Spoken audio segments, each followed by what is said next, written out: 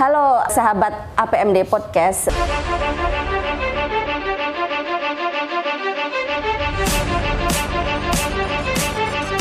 Kita bertemu lagi untuk acara bincang-bincang. Hari ini kita akan membahas tema yang sangat menarik terutama bagi kita yang concern dengan isu-isu perempuan dan keadilan gender ya, yaitu refleksi Undang-Undang TPKS nomor 12 tahun 2022. Nah, sebelum itu saya perlu memperkenalkan, halo Mbak Yuni. Halo. Matur nuwun sudah datang. Ya, Mbak Yudi. Jadi hari ini narasumber kita adalah Ibu Dr. Hajah Yuni Satya Rahayu, tetapi lebih sering dikenal dengan nama Bu Neni. Mbak Neni atau Bu Yuni Neni? aja. Oh, Bu Yuni aja. Oke. Terima kasih.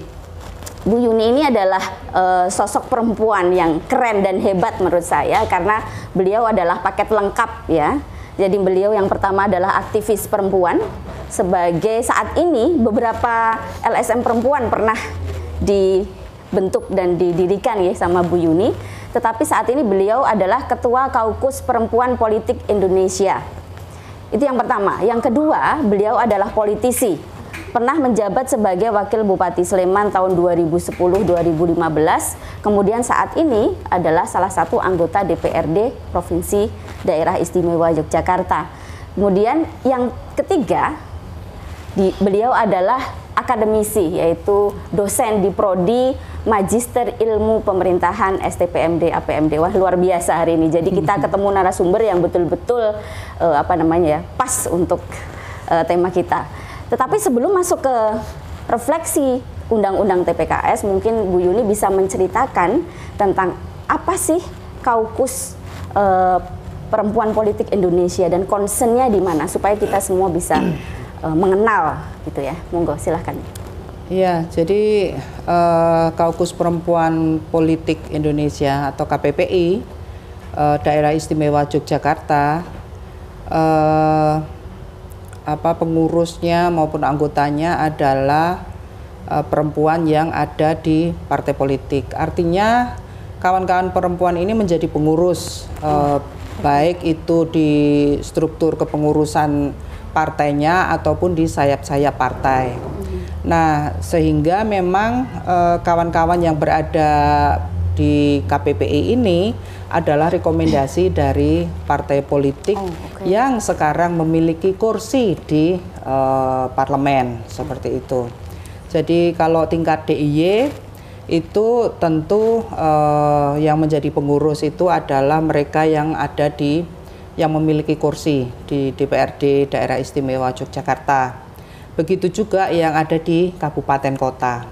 Jadi selain DPP KPPI, kemudian juga DPD KPPI dan DPC KPPI di 5 kabupaten kota.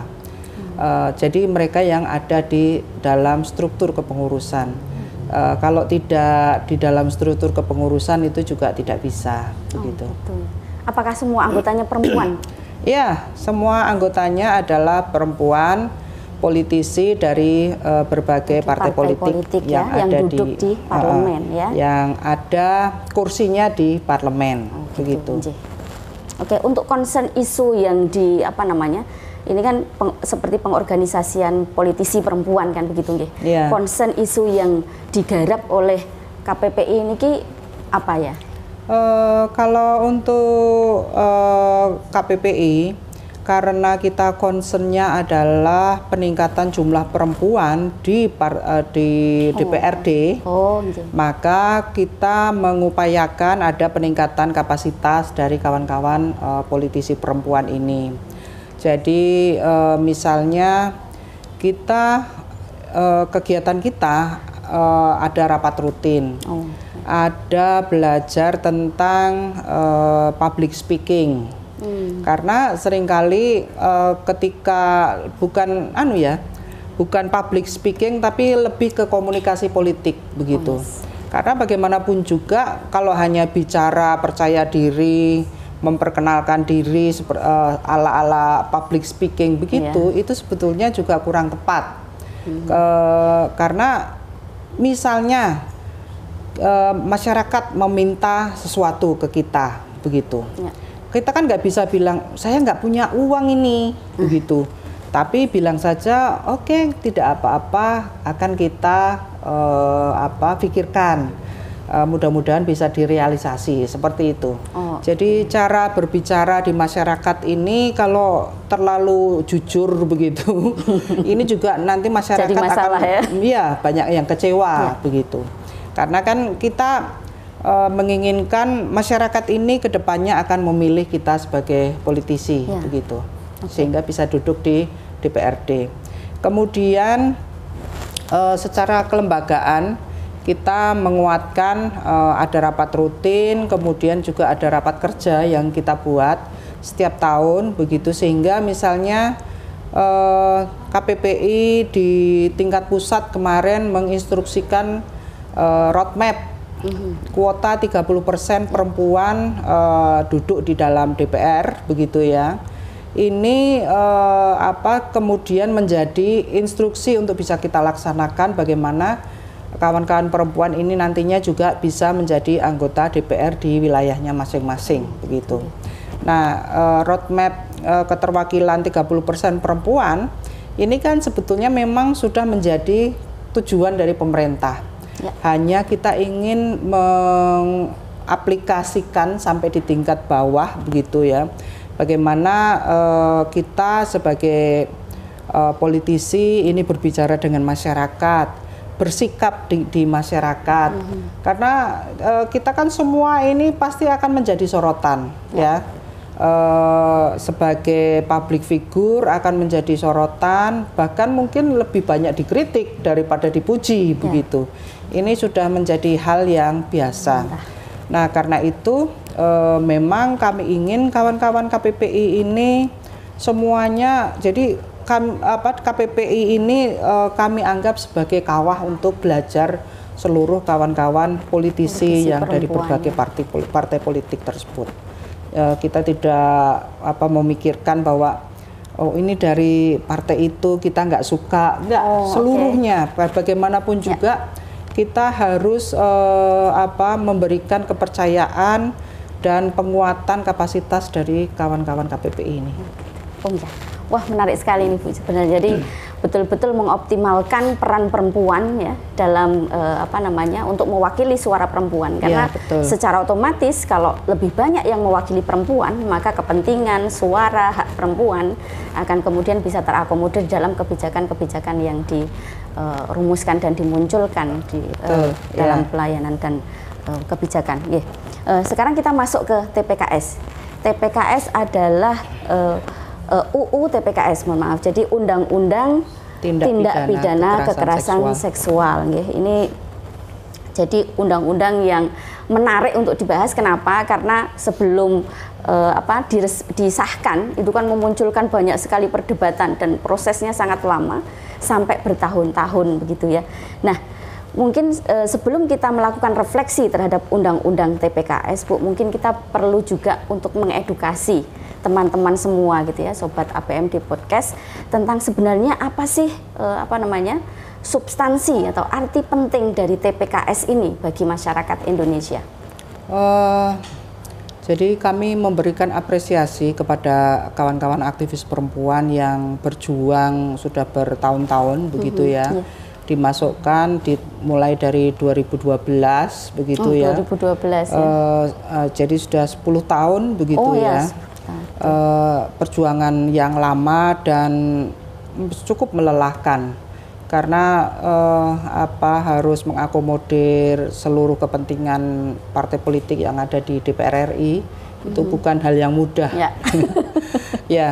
Dan undang-undang ini memang sangat diperlukan untuk kaum perempuan yang ada di Indonesia, mengingat bahwa masalah kekerasan seksual di ranah publik ini sering terjadi.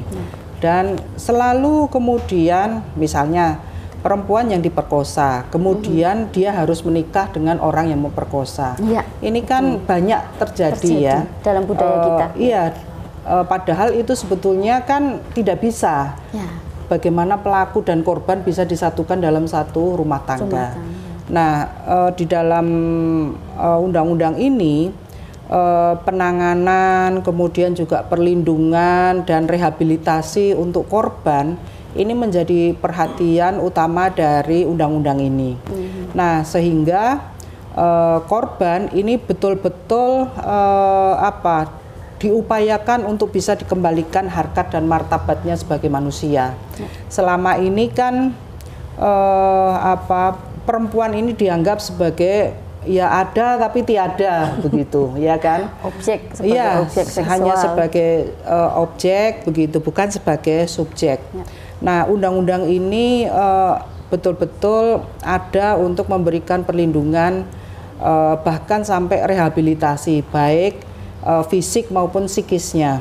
Nah, biasanya yang menjadi korban ini yang susah kemudian untuk dipulihkan adalah masalah psikis, trauma yang kemudian juga stigma masyarakat. Iya betul, stigma masyarakat yang kemudian memerlukan keberanian mereka untuk bisa kembali ke masyarakat. Selalu korban yang disalahkan. Masalah perkosaan itu kan dilihat sebagai ya perempuan itu harus pakai pakaian yang benar biar nggak diperkosa begitu kan. Kalau pakaiannya yang pendek-pendek, bawahannya tingkah lakunya, bahkan catcalling itu juga ini juga masuk di dalam undang-undang TPKS. Artinya itu bisa dipidana begitu. Jadi nggak bisa sembarangan kita sweet-sweet orang nggak ya? Bisa. Nggak bisa ya? Nggak bisa. Okay. Karena apa? Mengapa kemudian catcalling itu bisa dianggap sebagai pelecehan seksual begitu ya? Karena di situ kita melihat bahwa orang-orang yang melakukan catcalling terhadap perempuan itu ada anggapan, asumsi begitu, bahwa perempuan kalau di catcalling itu biasanya senang begitu. Tidak melihat bahwa ini akan merendahkan perempuan begitu ya, bahwa sebetulnya kan catcalling ini sangat tidak menghargai perempuan ya, sehingga kemudian ini di dalam undang-undang ini juga ada sanksi pidana yang diberikan pada orang-orang yang melakukan catcalling itu.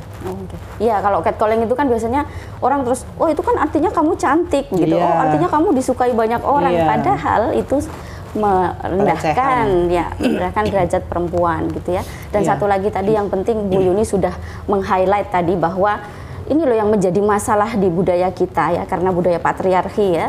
Jadi kayak misalnya solusi dari penyelesaian masalah korban perkosaan adalah dengan menikahkan korban dengan pelaku. Nah, ini kan sangat menyedihkan sekali Bu. Jadi kita itu misalnya korban perkosaan itu mengalami trauma, mengalami malu, mengalami macam-macam gitu, dan itu tidak selesai dalam waktu yang singkat kan. Nah, kemudian dia solusinya dinikahkan dengan pelakunya. Itu artinya kan dia harus hidup dalam rumah tangga bersama orang yang melakukan perkosaan.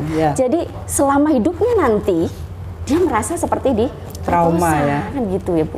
Jadi maksudnya hubungan suami istri, hubungan seksual ya, itu akan menjadi seperti perkosaan itu kan, karena traumanya belum hilang, dia sudah harus dipaksa seperti itu. Jadi memang betul-betul undang-undang ini sangat penting sekali untuk betul-betul memberikan penanganan, perlindungan dan juga pemulihan bagi korban ya.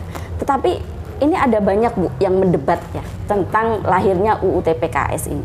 Kan sudah ada KUHP ya yang membahas tentang pemerkosaan dan pencabulan. Apakah itu tidak cukup untuk mengatasi persoalan kekerasan seksual ini?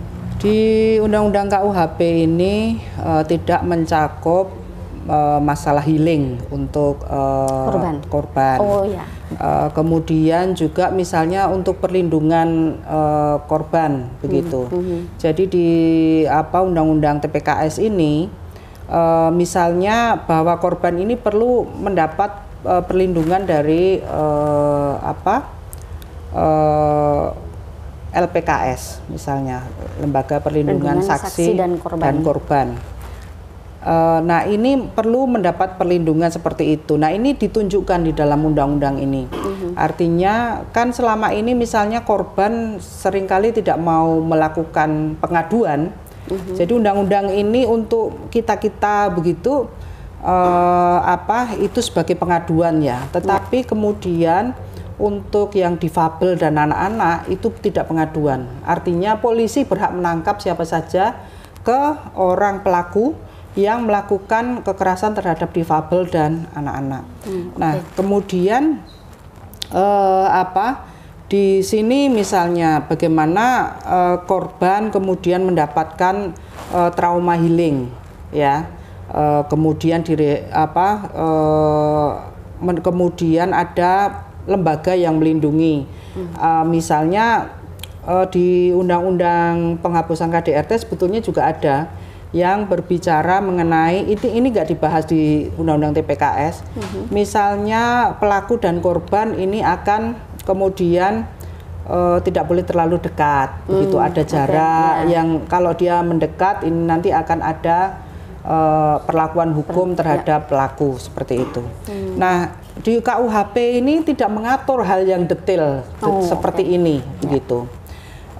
Yang saya belum lihat lagi misalnya tentang Undang-Undang KUHP yang baru disahkan ini, karena misalnya masalah perkosaan ya ini tidak masuk di dalam Undang-Undang TPKS, tapi masuk di dalam KUHP. Oh, gitu ya.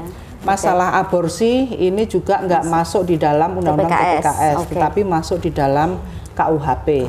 Nah, ini yang menurut saya memang undang-undang ini kenapa perlu lebih detail, kenapa perlu khusus, karena memang sebetulnya pengaturannya akan berbeda dengan KUHP. KUHP itu berlaku untuk semua orang, laki-laki dan perempuan. Tetapi ini untuk Undang-Undang TPKS ini berlaku untuk korban yang mengalami kekerasan seksual. Ya, ada bermacam-macam disebutkan di Undang-Undang ini. Kekerasan seksual itu apa saja? Misalnya kekerasan seksual non fisik, fisik begitu ya. Sampai pada pemaksaan penggunaan kontrasepsi. Begitu. Sampai pada sterilisasi seperti itu. Itu bisa dipidanakan karena kalau ada unsur pemaksaan. Iya. Sekaligus juga kalau kita merekam kegiatan yang cukup pribadi antara laki-laki dan perempuan yang kemudian seperti kasus Ariel itu loh. Oh iya, itu betul, juga bisa dipidanakan di situ karena harus ada persetujuan korban untuk kemudian merekam itu. Oh iya. Nah, tetapi rekaman ini bisa dipakai oleh korban untuk menunjukkan kejadian bahwa kemarin terjadi seperti ini. Bahwa itu pemaksaan, bahwa itu korban tidak menyukai. Bisa menjadi bukti berarti. Bisa menjadi bukti yang untuk menguatkan korban. Ini saya pikir tidak ada dalam KUHP. Oh ya, nggak ada ya. Karena KUHP kan dimunculkan waktu zaman kolonial ya Bu ya, sudah nggak sesuai dengan konteks sekarang. Iya, tetapi kan ada Undang-Undang KUHP yang baru disahkan ini. Oh ya, oke. Ya, saya sih belum baca juga. Tetapi KUHP ini ada yang banyak yang mendemo begitu ya, tapi beberapa kawan perempuan misalnya juga memberikan apresiasi kepada Undang-Undang KUHP yang baru ini begitu. Oke, jadi memang ini ya Bu ya, tadi Bu Yuni sudah menyinggung tentang sinergi antara satu undang-undang dengan undang-undang yang lain. Betul. Supaya tidak tumpang tindih kan begitu. Apa yang sudah diatur dalam KUHP tidak diatur dalam TPKS misalnya begitu. Apa yang sudah diatur dalam undang-undang KDRT maka tidak diatur dalam TPKS supaya tidak terjadi tumpang tindih kan begitu ya. Jadi memang perlu pemikiran yang luar biasa ini kan begitu. Nah, tadi juga disinggung tentang bahwa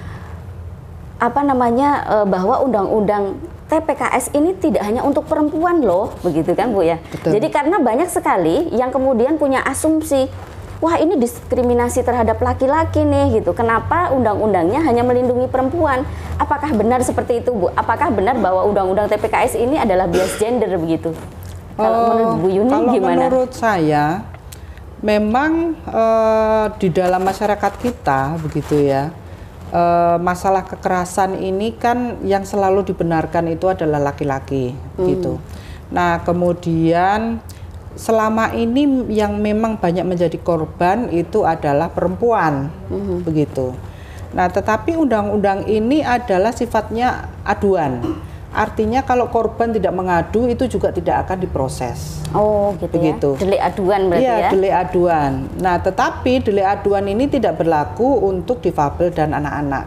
Oh, jadi secara otomatis polisi bisa menangkap Boleh pelaku menangkap, tanpa ada aduan. Oh, bisa gitu menangkap. Ya. Karena apa? Karena difabel ini kan dianggap tidak bisa melaporkan, membawa diri, begitu ya. Nah, ini orang-orang yang anak-anak dan difabel ini orang-orang yang perlu mendapat perlindungan khusus itu. Jadi kita melihat bahwa undang-undang ini sebetulnya sangat concern untuk masalah-masalah yang selama ini dianggap masyarakat sebagai ya itu kan keganjenan perempuan, itu ya, stigma-stigma negatif ya yang ditempelkan. Dan undang-undang ini memang betul-betul untuk memberikan perlindungan terhadap perempuan di ranah publik. Selama ini misalnya pelecehan seksual pegawai oleh pimpinannya, atasannya. Ya. Ini kan tidak pernah terjadi. Selalu pegawai ini kemudian yang dipecat misalnya. Ya, dikeluarkan begitu ya, dipermalukan begitu. Kan kamu yang goda bosnya, kan kamu begitulah. Jadi tidak pernah ada keberpihakan terhadap korban di ranah publik. Nah, ini undang-undang ini memang betul-betul berupaya untuk bisa melindungi perempuan pekerja begitu ya. Perempuan yang berada di ranah publik, misalnya naik bis dicolek-colek, itu kan banyak itu kan? Banyak sekali terjadi ya. Ini bisa diadukan kalau memang kita merasa itu sebagai tindakan yang tidak nyaman, kemudian dianggap melanggar haknya sebagai manusia, begitu. Ya, oh gitu ya. Jadi tidak benar bahwa undang-undang ini bias gender karena tidak hanya perempuan tetapi kelompok rentan kan begitu ya Bu. Ada anak-anak, ada kaum disabilitas yang bahkan tanpa delik aduan polisi langsung bisa menangkap pelakunya. Kalau untuk perempuan bahkan harus melakukan aduan dulu baru kemudian diproses. Begitu ya. Jadi anggapan yang melihat bahwa undang-undang ini bias gender itu sebenarnya tidak, itu berpihak kepada kelompok-kelompok kalau sekarang laki-laki itu nggak bisa seenaknya saja memperlakukan perempuan. Ya, begitu. Nah, ini dengan adanya undang-undang ini kemudian akan memberikan pembatasan terhadap laki-laki yang iseng, yang hobinya itu menggoda begitu ya, untuk tidak melakukan hal tersebut pada perempuan. Karena tidak semua orang, mungkin ada yang senang, tapi kan sebagian besar itu tidak senang ketika ada catcalling begitu ya, digoda dengan omongan-omongan yang tidak senonoh begitu. Nah, ini sebagai hal yang betul-betul merendahkan martabat manusia. Gitu. Ya, jadi mungkin bisa dijelaskan lagi Bu tentang tadi kan ada yang dicakup atau ruang lingkup dalam undang-undang TPKS itu ada pelecehan non fisik, ada pelecehan fisik, dan juga ada pelecehan berbasis berbasis digital elektronik. Ya.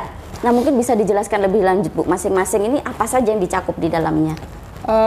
Kekerasan seksual non fisik itu seperti catcalling itu. Kemudian juga omongan-omongan yang tidak senonoh. Kemudian ya itu sebagian dari. Kalau misalnya stigma masyarakat, misalnya ada ini nih yang lewat gitu, itu tuh perempuan itu nakal misalnya begitu, itu bisa dimasukkan ke dalam. Oh bisa ya. Kalau kemudian perempuan ini mengadukan bahwa itu sebagai satu hal yang tidak bisa diterima. Begitu. Gitu. Karena itu banyak sekali terjadi Bu, ya kan? Iya. Artinya ini juga menjadi pemikiran kita, ini kok perempuan jadi banyak melawan perempuan. Nah itu maksud saya, menjadi agen bullying terhadap kaumnya sendiri kan. Artinya ini kita juga harus memberikan pemahaman ke sebanyak mungkin pihak. Orang begitu, laki-laki dan perempuan berkaitan dengan undang-undang tindak pidana kekerasan seksual ini. Karena ternyata perempuan juga banyak mengadopsi pemikiran, perilaku patriarki di dalam tindakan sehari-harinya seperti itu. Betul. Nah, kemudian yang kekerasan seksual itu banyak ya. Yang fisik ya berarti. Yang fisik yang menyentuh misalnya gitu. Iya, mulai menyentuh, kemudian memasukkan alat ke vagina perempuan begitu. Ini kan pernah terjadi. Ketika tahun 90-an kasus Marsinah itu ya. Aktivis buruh yang di Sidoarjo, kemudian dia dibunuh secara tidak manusiawi begitu ya, secara kejam dengan merusak alat vaginanya seperti itu. Nah kemudian ada jadi seluruh kegiatan yang elektronik tadi, kekerasan seksual yang berbasis elektronik ini kan harus dengan persetujuan dari kedua belah pihak begitu. Jadi tidak bisa laki-lakinya kemudian mengfoto, merekam gitu, tidak bisa. Bahkan orang yang menyebarkan itu kan juga ikut sebetulnya bisa dituntut ya kalau ada orang yang kemudian mengunggah di media sosial dan kemudian ini disebarkan kemana-mana. Korban ini sebetulnya berhak menuntut begitu terhadap tindakan tersebut. Kemudian kita juga baru tahu begitu ya, ada pemaksaan penggunaan alat kontrasepsi, ini juga bisa kemudian dituntut. Sterilisasi, ini kan kemudian menghilangkan hak perempuan untuk melahirkan lagi begitu ya. Kalau tidak ada persetujuan dari perempuan itu juga tidak bisa dianggap dianggap sebagai pelanggaran begitu ya, merendahkan martabat manusia begitu. Ini beberapa hal. Nah ini mungkin perlu disosialisasikan ke banyak pihak, mengingat sebetulnya undang-undang tindak pidana kekerasan seksual kedepannya ini akan melibatkan ada hakim, ada jaksa, ada penegak hukum, kepolisian begitu. Kalau kemudian sosialisasi ke mereka ini tidak betul-betul mengena, kemudian dipahami, ini juga undang-undang ini tidak akan bisa dilaksanakan dengan baik nantinya ke depannya. Nah karena itu misalnya di sini juga ada pelatihan yang diberikan kepada aparat penegak hukum begitu. Ya. Kemudian juga ada ke masyarakat juga disosialisasikan seperti sampai hari ini misalnya dari kepolisian misalnya itu masih sosialisasi ke desa-desa begitu ya, mengenai penghapusan kekerasan dalam rumah tangga itu. Oh gitu ya, jadi menarik sekali. Jadi misalnya memang banyak skupnya ya, ruang lingkup yang tercakup di dalam Undang-Undang TPKS, baik yang non fisik, fisik maupun berbasis digital, berbasis elektronik. Jadi misalnya begini Bu, banyak sekali kasus di remaja-remaja kita terutama ya, misalnya mereka putus nih dari pacarnya. Nah kemudian sewaktu mereka masih pacaran kan biasa berfoto dan macam-macam, atau mungkin gambarnya direkam secara tidak sadar oleh perempuan. Kemudian ketika mereka putus, ada revenge nih, ada balas dendam nih, gitu kan. Kemudian fotonya itu disebar. Nah itu berarti masuk di dalam delik aduan untuk ini ya, untuk TPKS ya. Kalau perempuan mau mengadukan, tentu itu bisa diproses, begitu. Gitu ya? Itu yang disampaikan di dalam undang-undang ini. Artinya kalau ada yang mengadukan begitu ya, kemudian kita mempunyai cukup bukti, nah ini yang kemudian bisa diproses di kepolisian seperti itu. Gitu ya. Mungkin kalau misalnya gini Bu, mungkin kalau dipaksa menggugurkan itu kan juga termasuk pemaksaan ya. Tetapi ada juga loh di dalam rumah tangga misalnya, seorang perempuan itu dipaksa untuk hamil oleh suaminya karena punya keyakinan tertentu nih misalnya ya, ada keyakinan yang tidak boleh kita membatasi kelahiran anak misalnya begitu, ini banyak terjadi. Nah tetapi dari sisi kesehatan, dari sisi kerelaan perempuan itu kan kadang-kadang perlu dipertimbangkan begitu. Nah tetapi si laki-lakinya ini tidak mau tahu itu. Nah apakah kemudian perempuan juga bisa mempersoalkan itu? Oh bisa ya, masuk ya. Itu bisa juga termasuk kekerasan berarti? Iya. Sekali lagi kalau berbicara tentang undang-undang tindak pidana kekerasan seksual ini adalah persetujuan kedua belah pihak. Artinya kalau korban merasa tidak nyaman dengan itu, maka kemudian dia bisa melaporkan. Dan juga kita harus tahu ya bahwa nggak setiap tahun perempuan itu kalau suruh melahirkan itu sanggup begitu, karena itu sangat merusak organ tubuh kita. Iya, betul. Ada keterbatasan yang itu juga harus diketahui oleh para suami. Bukan hanya semata-mata bisa melahirkan, ada keinginan pasti perempuan itu ingin mengembangkan diri, ingin belajar, ingin bekerja begitu. Aktualisasi diri ya itu penting. Kalau bola-balik suruh ngidam begitu kan gimana dia mau bisa mengembangkan diri untuk berkembang menjadi terbatas. Sehingga memang nanti semata-mata dia ini kayak binatang begitu kan, yang hanya disuruh untuk melahirkan tanpa diberi kesempatan untuk berkembang sebagai manusia. Oke Bu, terima kasih. Jadi kalau itu bisa ya semuanya ya, bisa betul-betul melindungi perempuan dan kelompok-kelompok rentan yang lain. Ya, inilah keunggulan dari undang-undang ini, bahwa undang-undang ini sangat berpihak kepada korban begitu. Ya. Perspektif korban ya. Perspektifnya perspektif korban, bukan pelaku. Bukan pelaku. Ya. Oke. Mungkin ini Bu. Jadi kalau misalnya saat ini kita mulai untuk merefleksi ya, setelah beberapa bulan sudah mungkin sudah 8 bulan atau 9 bulan setelah disahkan ya, bulan Mei ya, Mei. Sekarang Desember nih. Ini proses ya, kalau undang-undang itu kan perlu aturan-aturan turunannya yang mengatur pelaksanaannya, mekanismenya, kan itu ada kebutuhan nanti untuk infrastruktur, untuk SDM-nya juga, membangun kesadaran itu kan sangat penting, tetapi tidak bisa dilakukan secara instan gitu. Kayak tadi disampaikan penegak hukum itu kan apa sih gender, kan kadang-kadang orang kemudian menyepelekan itu gitu, padahal itu persoalan yang sangat penting. Nah, untuk sampai saat ini yang sudah dilakukan sampai di mana Bu untuk betul-betul bisa untuk peraturan pemerintahnya itu baru diselesaikan pembahasannya itu mungkin dalam beberapa hari kemarin begitu. Artinya masalah restitusi misalnya, untuk ganti rugi korban begitu ya. Ini juga belum. Ini baru dibahas di dalam peraturan pemerintah. Kemudian masalah pelatihan yang diberikan untuk para penegak hukum itu juga baru diselesaikan. Untuk penyedia layanan juga Bu, berarti harusnya kan? Penyedia layanan betul. Bahwa memang banyak pihak yang kemudian diberikan aturan khusus berkaitan dengan undang-undang TPKS ini.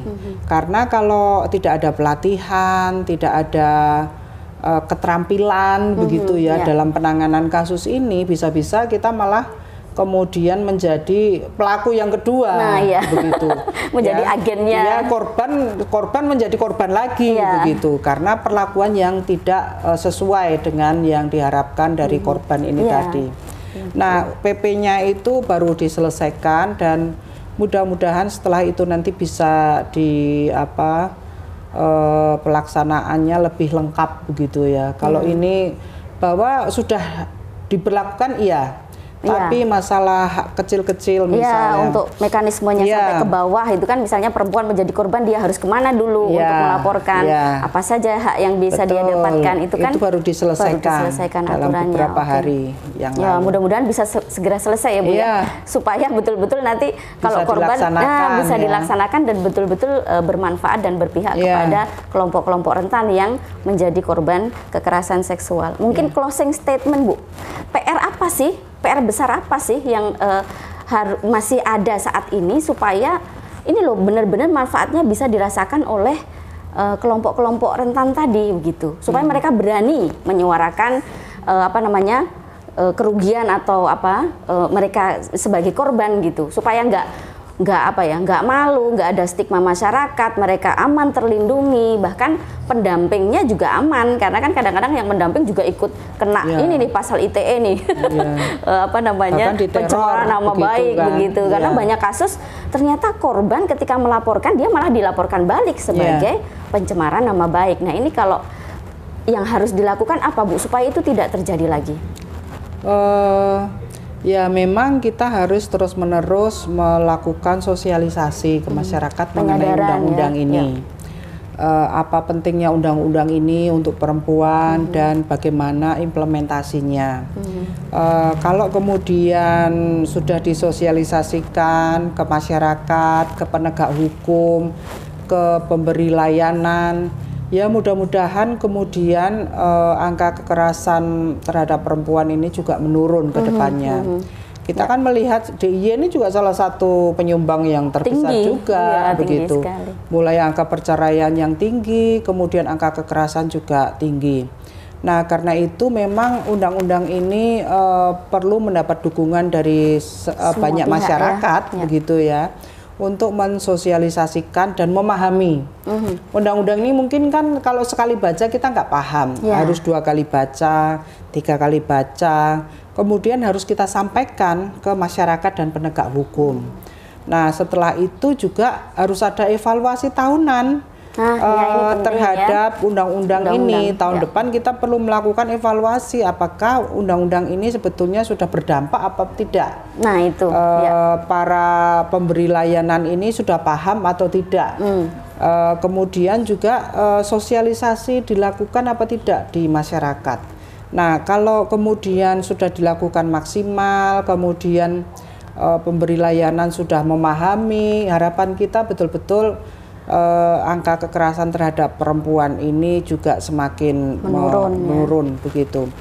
Nah, kalau sekarang mungkin kita melihat kalau sekarang ini angka kekerasan cukup tinggi begitu ya. Mungkin orang sudah mulai menyadari bahwa sebetulnya kekerasan yang mereka alami dari pasangan mereka atau keluarga mereka itu sebetulnya bisa dituntut begitu.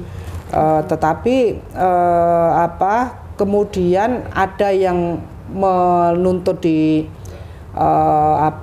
penegak hukum atau tidak, itu kan tergantung dari perempuan. Angka perceraian tinggi ini mungkin juga orang mulai menyadari, perempuan mulai menyadari bahwa sebetulnya mereka tidak berhak untuk diperlakukan semena-mena oleh pasangan mereka, oleh keluarga mereka. Sehingga kemudian orang memilih untuk bercerai begitu. Ya, mudah-mudahannya seperti itu. Amin. Mudah-mudahan ya Bu ya. Berarti sosialisasi, diskusi terkait dengan UU TPKS ini harus terus-menerus digaungkan Bu, supaya semuanya paham dan membangun kesadaran kritis kita terkait dengan UU TPKS ini yang secara substansi sebenarnya satu berperspektif korban ya. Jadi kalau dulu yang dukung kan cuma pelakunya saja nih, korbannya dibiarin aja. Nah, UU TPKS ini benar-benar melindungi korban kan begitu sampai kepada proses pemulihannya, recovery-nya kan begitu. Kemudian juga tidak benar bahwa undang-undang ini bias gender, hanya membela semata-mata perempuan saja, tidak. Ternyata ini pelecehan seksual itu banyak terjadi tidak hanya kepada perempuan, tetapi juga laki-laki, anak-anak, penyandang disabilitas dan lain-lain gitu nggih. Kemudian secara substansinya bahwa undang-undang TPKS ini memang ingin meningkatkan harkat dan martabat perempuan ya, untuk diperlakukan sebagai manusia ya Bu ya, untuk menjunjung nilai-nilai kemanusiaan sesuai dengan konstitusi kita. Dan tidak dibenarkan pelaku perkosaan kemudian harus menikah dengan korban. Yes, itu yang poin yang paling penting. Perlu disampaikan kepada korban, kepada pelaku maupun kepada keluarga mereka bahwa itu tidak bisa. Karena apa? Itu adalah tindak pidana. Ya, betul Bu, sepakat. Itu tidak bisa. Ya, terima kasih Bu Yuni untuk bincang-bincang yang menarik. Mungkin mudah-mudahan membawa manfaat untuk kita semua ya. Saya pribadi belajar banyak dari Bu Yuni dan mudah-mudahan ini juga menjadi pembelajaran saling belajar. Tetapi supaya bahwa memang UU TPKS ini benar-benar dipahami dan diimplementasikan dengan baik sehingga berdampak pada penurunan jumlah kekerasan seksual begitu ya. Terima kasih, kita cukupkan sekian untuk podcast kita hari ini. Sampai jumpa pada podcast selanjutnya. Salam sehat Bu Yuni, salam sehat semuanya. Sampai jumpa.